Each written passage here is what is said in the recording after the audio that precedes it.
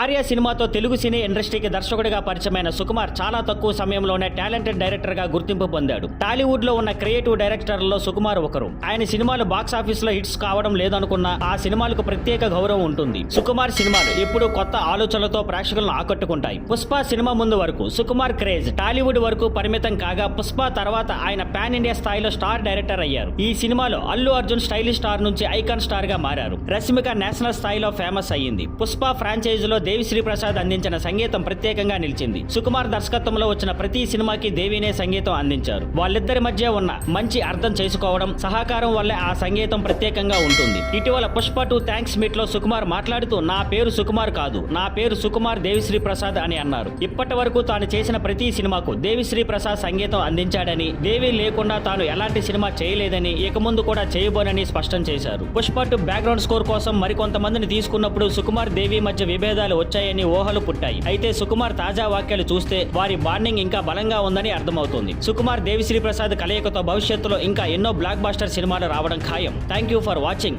Please like, share and subscribe.